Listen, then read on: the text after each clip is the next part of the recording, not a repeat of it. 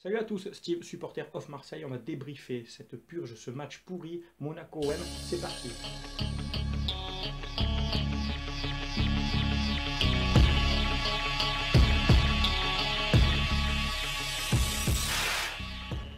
Bon, tout d'abord avec moi, comme d'habitude, l'ambiance, respect à nos ultras qui ont fait le déplacement à Monaco. À Monaco, c'est chez nous, comme chaque année, on a rempli leur parkage, on remplit leur stade.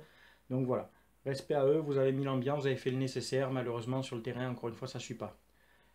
Petite parenthèse pour la direction de l'AS Monaco qui a refusé qu'en tribune domicile, les gens mettent d'autres maillots que le maillot de Monaco. Alors déjà, il faut savoir que les gens ne mettent même pas le maillot de Monaco en tribune, hein. C'est que des petits bourgeois qui viennent au stade juste parce que voilà, c'est Monaco, ils ont le temps, mais ils en ont rien à foutre, ils remplissent même pas leur stade en Ligue des Champions. Alors interdire des gens de me mettre le, le maillot de l'OM en tribune autre que par cas, je trouve ça lamentable, c'est petit. Euh, la liberté d'expression et le droit de vivre sont vraiment de pire en pire dans ce pays, on ne peut plus rien faire. C'est voilà, je trouve ça ridicule et lamentable. Enfin, ça n'empêche que chez vous, c'est chez nous chaque année. Pour revenir sur le pseudo-incident de la mi-temps, les supporters ont raison, ils ont revendiqué par rapport à l'état du match, 4-0 à la mi-temps. Si nos supporters ne se plaignent pas, il ne se passera rien. Un vrai ultra encouragera toujours son équipe, mais fait savoir aussi quand ça va pas. Et ils l'ont fait savoir à 4-0, c'est mouille le maillot, casse-toi. Et là, pour le coup, il y a beaucoup de joueurs qui vont se casser.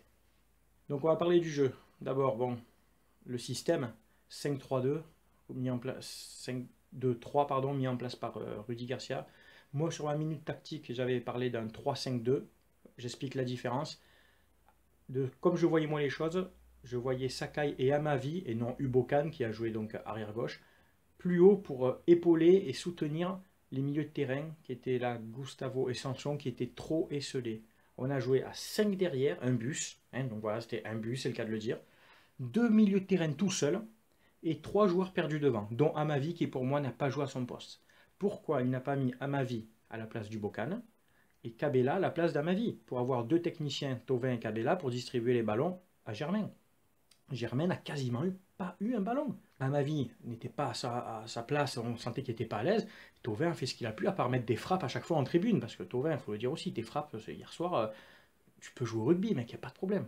Donc voilà, on a joué à 5 à plat derrière, je trouve ça scandaleux de jouer comme ça. Moi j'aurais aimé jouer à 3 derrière et 2 ailiers devant qui auraient épaulé donc notre milieu de terrain qui était vraiment esselé et au moins aurait bloqué les attaques monégasques puisque ça venait des côtés comme je disais avec Lemar, Fabinho, mais comme nos latéraux Sakai et Ubokan étaient trop bas, eh ben, ces joueurs offensifs de Monaco ont pu donc créer leurs occasions. Et on a bien vu, à chaque fois, on a été obligé de faire des fautes, stupides ou pas, pour les bloquer. Ça a donné des coups francs, des coups de pied arrêtés. On leur donne deux pénaltys sur des fautes stupides et on prend trois autres buts sur coups francs. Donc des coups de pied arrêtés où on n'y est pas. On a des Rolando, des Doria qui sont grands comme ça, qui ne savent pas prendre un ballon de la tête. Sertic pareil, qui a la ramasse au marquage. Voilà. Doria, je comprends pourquoi Bielsa ne voulait pas. Il faut arrêter avec ce joueur. À chaque fois, on est du genre, ouais, mais il a fait un bon match quand? Non, stop, ce mec, il n'apporte rien. Je le vois même pas comme un défenseur, ce mec. En fait, il faudrait qu'il joue. À la limite, il faudrait peut-être le tester dans un milieu à 3. Voilà. Avec Gustavo, Sanson et Doria. Peut-être qu'il serait plus à l'aise devant, avec pas la gestion et la pression de gérer une défense.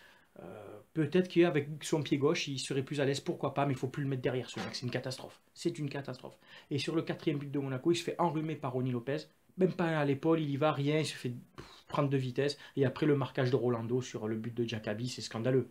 Il faut qu'on en parle, c'est scandaleux de ce marquage élastique. Donc, soit les joueurs n'avaient pas envie, soit ils étaient fatigués suite au match d'Europa League de jeudi, mais dans ces cas-là, les gars, honte à vous, parce que si vous n'êtes pas capable de jouer le jeudi au dimanche, dans ce cas-là, on stoppe tout l'Europa League. Soit, je sais pas, il y a quelque chose contre Garcia, enfin, c'est pas possible. De jouer comme ça. Je veux bien sûr qu'on est moins fort que Monaco, sur le papier. Mais d'autres équipes sont moins fortes que Monaco et ne prennent pas 6 buts. On aurait perdu 2-1, 3-2, 3-1, limite j'aurais pu comprendre, il y a la manière. Vous n'avez aucune abnégation, aucune envie. Voilà pourquoi j'ai mis ce maillot. Ça, pour ceux qui connaissent, c'est le maillot or, qui était sorti en 98-99 pour fêter le centenaire du club. Ce club a 100 ans d'histoire, plus de 100 ans d'histoire, avec des époques formidables, d'autres moins bien. Il faut le respecter, ça. Pour certains, vous jouez dans le club le plus prestigieux de votre carrière. Pour d'autres, on joue dans des clubs bien sûr plus grands que l'OM, il n'y a pas de problème. Et pour d'autres, ça sera le club le plus prestigieux que vous jouerez et vous n'êtes pas capable d'honorer un peu ça. Donc voilà, pour moi, les seuls qui sortent un peu du lot hier, il n'y en a pas beaucoup, c'est à la limite Thauvin qui s'est battu malgré ses frappes étaient pourries. Gustavo un peu au milieu, mais comme je dis, quand je dis un peu, c'est vraiment pour moi ce qui sort un peu du lot, mais moyen aussi. Euh, Cabella, quand il est rentré, a apporté un peu de peps. C'est dommage qu'il soit pas titulaire, c'est peut-être son dernier match avec l'OM. Et à la limite, Lopez. Lopez, quand il est rentré, qui a un peu posé le ballon, mais sans plus, quoi. Ouais, sans plus, tout le reste. Pour ce match-là, même panier, Sakai, je mets un peu à part aussi, qui a fait ce qu'il a pu. Et sinon, pour le reste, soit il faut que ça dégage, soit qu'il faut faire une grosse remise en question, parce que c'est pas possible de jouer comme ça. À chaque fois qu'on joue contre un gros, on se prend une rouste. Monaco, l'année dernière Paris, Monaco 2 fois. Rudy Garcia, pour moi, n'est pas le coach qu'il nous faut. Vous allez dire, ouais, je crache sur lui parce qu'on prend 6 buts. Mais ma foi, on gagne pas contre les gros. On ne gagne pas contre les gros depuis 2 ans. Alors oui, il manque Rami, oui, il manque Payet. Mais qu'est-ce que ça aurait changé? Qu'est-ce que ça aurait changé? Ce mec-là, ce coach n'arrive pas à donner du punch, de l'envie, un état d'esprit de guerrier dans cette équipe.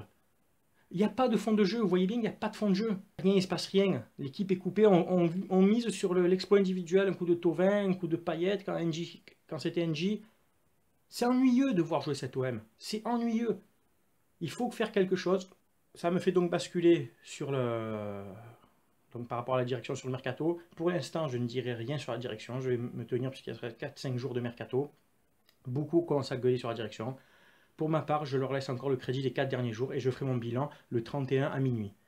S'ils nous font venir un gros attaquant du style Costa ou autre, tant mieux. S'ils nous font venir un autre défenseur central, tant mieux. Si maintenant personne ne vient, je vous garantis les gars, ça va être une saison très très très compliquée, plus que l'année dernière.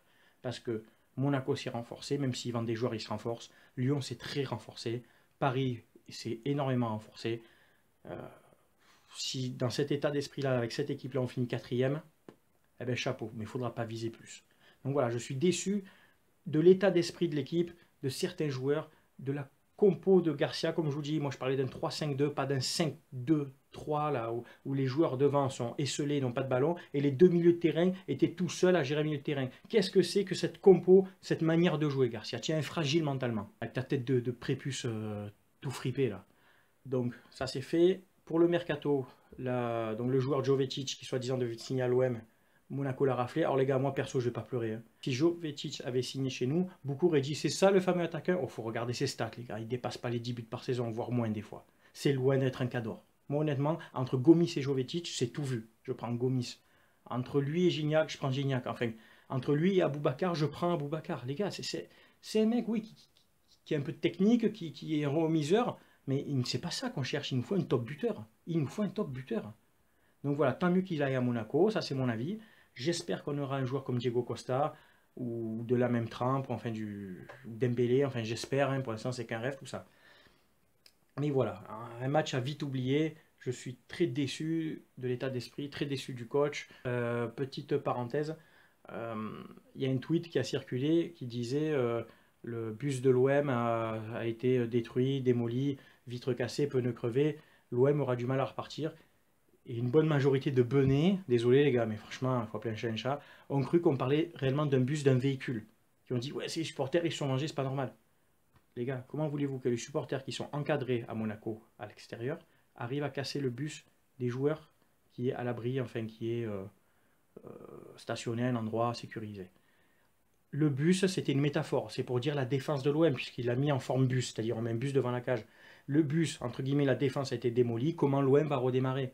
Il faut un peu réfléchir avant. J'ai vu des messages, genre les supporters nous ont fait remarquer, ils pètent le bus, alors ils ont bien fait, ils ont qu'à casser le bus à la commanderie. Les gars, réfléchissez un peu avant de dire n'importe quoi. Réfléchissez s'il vous plaît. Enfin voilà, c'était tout pour ce débrief. Rien à dire de plus. Il reste 4 jours à la direction. Voyons ce qu'ils vont faire. Et après, il faudra faire un bilan réel de ce mercato et de cette direction. Merci d'avoir regardé mon débrief. C'était Steve, supporter of Marseille. Page Facebook, supporter of Marseille. Twitter, @sup of Marseille. Merci, ciao tout le monde, à plus.